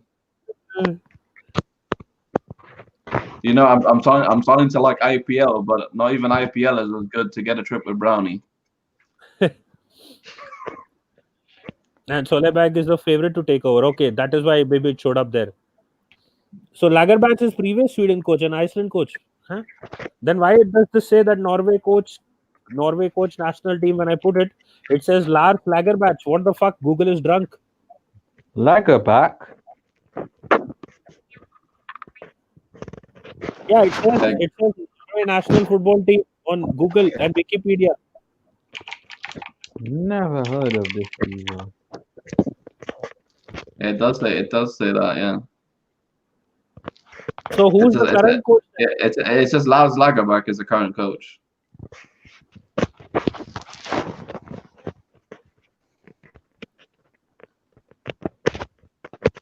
He's been their coach since 2017. Oh, what was the score between France and Portugal? Is that game done? It's showing goalless. Who's even watching the UEFA Nations League? It's full time, yeah, 0-0. Oh yeah. We got that wrong. We got that wrong. He's saying Lagerback is the previous Sweden and Iceland coach. So now he's the Norway coach. Okay. Yeah. France drew 0-0. Wow. Yeah. Yeah, even France can get bored at times of. They had the dynamic Paul Pogba midfield, and he did fuck all by the sound of it. Who was in the lineup? I'm trying to think. I remember who. Griezmann? Yes, he was in the lineup. So yeah, it was Griezmann, Pogba. I assume Kante. Probably Dembele, yeah. Upamecano? And let me just look at the lineup. So I'm tired of this. Kante, Griezmann, Pogba, Rabiot in the midfield. They played Mbappe. They played Mbappe and Giroud up front. Giroud's fucking biggest place. Was Upamecano when it was in here? No, he wasn't. Varane, Kimpembe, Pavard, and Hernandez. Lloris was the French team. Then. Portugal, they must have had Ronaldo. Yes. Ronaldo, João Felix, Bernardo Silva, Pereira, Bruno, Carvalho, William Carvalho, whatever you say that. So since it's a United stream, let's let's end the stream with the United meme from my troll page. This is the cover pic. No, that is not a dick. It is a sandwich, and that's a Zlatan and a Lingard pic. Just in case you guys want to see it properly again, I'll zoom in a bit on it. You're making me hungry to test. Ooh, it's a Subway. Subway. Nice. So that is that. Yep. It's been a fun stream, then, essentially. Yeah, so we've already gone on for 1 hour 44 minutes now. So let's wrap it up at 1 hour 45. Before we wrap it up, where can people find you, Jahid? Because I know you're not on a lot of social media. Have you started off on any social media platforms? YouTube, just tap in my name, Josh Hyde. You might not find it, but hopefully someone can put a link in the chat. But what will they try to be what will be they trying to find if they can't find you on YouTube as well? Do you have a channel on YouTube? What do you say, Yeah. Shahid?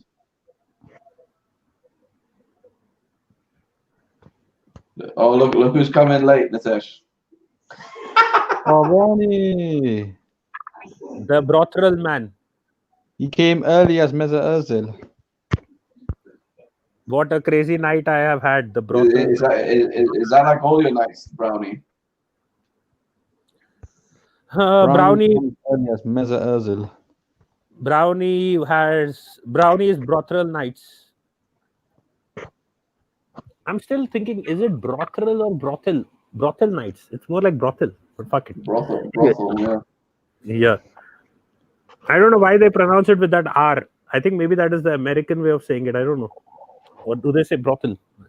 Anyways, fuck all that. Let's have a grammar session later on. We are done. Yes. So Jahid can be found on YouTube as always, as he said. Hopefully, Jahid, you set up a social media account or either Facebook, Twitter, or Instagram soon. And big up to John. Where can people find you and any more plans? When are you playing Fortnite, in short? That's a good question, Nitesh. Will you be streaming FIFA 21?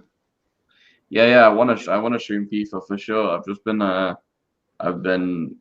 not been in the mood. I've not been in the streaming mood in general, really.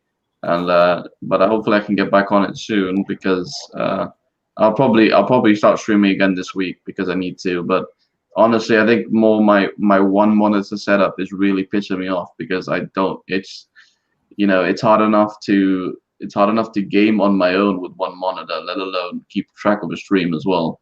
So I will try. I still gotta give it a go with one monitor though, because I sound like a bit of a prick. But I'm just like a lot of people probably have one monitor. But yeah, so you can find me at Revenite Space FC, and you can find me at T Revenite. You can also find me at the Callum Wilson Fan Club, where I'll be cheering him on against United for my FPL. Woohoo! Callum Wilson. Callum Wilson. All my life, I have used a single monitor. I feel so poor now. Yeah, I used one for many years, Nitesh, and then like the last few years I've been using two monitors and it's been heaven, and now I'm back in hell again. You do know you have another device called the PHONE. I hardly use my phone as it is, Nitesh. Using it to keep track of my stream, it's not gonna work. It works well for everyone else. There's a game called Among Us. I've heard of that game. It's just like, I'm just picky for games, Shahid. I'm just picky for games.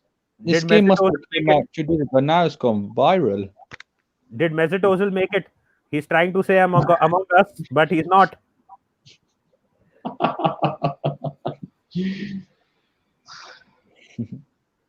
Hopefully, if it is viral, then it will be played on Simpy's channel definitely. So it's probably not on mobile for you, Nitesh, though. You can get it on mobile. Nothing works good on mobile, so let's not go there as it is. And Adam is saying, send me a link. Adam, I can't send you porn right now. I'll send it to you later on. Good one. Sorry. Unfortunately, we are just wrapping up the stream. So I sending you a link. I know you have those hooker stories and you have those hookup stories and the brothel stories. We'll have all those in another late night edition because we've already gone on for like almost 2 hours now. 1 hour 49 to be precise. So hopefully John stops his obsession with the monitor. And the monitor, I mean, it's literally becoming like the DC version. John Jones is obsessed with the monitor. This sounds Spending exactly an hour like with Adam. Sorry? spend another hour on YouTube talking with Adam. Right now, Yeah, no, Natesh, I think Natesh just had enough. no, I can go on for another hour, but I don't want to. As simple as that. I'll leave it at that. Yeah. But yeah, what I was saying is with respect to John, the John Jones being obsessed with the Monitor is exactly from a DC Comics storyline. So apart from, but I think it's the Pariah who's obsessed with the Monitor in that case and the Anti-Monitor. But yes, so let's wrap up the stream now. We have talked about Manchester United. Fortunately, Adam wasn't around, so we stuck to the topic, and we talked about Manchester United, like I had mentioned in the caption of the video, that we will talk everything apart from the topic. But Adam, we'll definitely set up a long session with you as well. We need to know how many more girlfriends you have had, and how many chicks you have screwed over, and how many chicks you have taken you know what, in their mouths. So how many husbands' wives he's sleeping with as well? Yeah. He gave me an update recently. He met a very, very nice. I think, was it Romanian? I don't remember whether it was Romanian chick or not. Or whatever. But Adam does not like Liverpool. Apparently, I don't know why, but he said it. He doesn't like Liverpool. And why? I know Natesh, because one of his actors was from there. That's why. And all of a sudden, I could see Jai doing the Delhi Alley challenge. I don't know what was happening there. There you go. So big up to everyone in the chat, everyone on the panel. Had a great time. Big up to all you guys. Hopefully we can do more such streams where I don't have to come on camera. I'm doing What the is that? Mezzaroso challenge, Frog Eyes. Frog Eyes. There you go. He's gonna sue you for defamation. Frog Eyes. So big up to everyone who tuned in and everyone who made it a great show. Thank you all you guys, and see you soon. Should I go on for 10 more minutes? Nah. Bye. Yeah. Bye.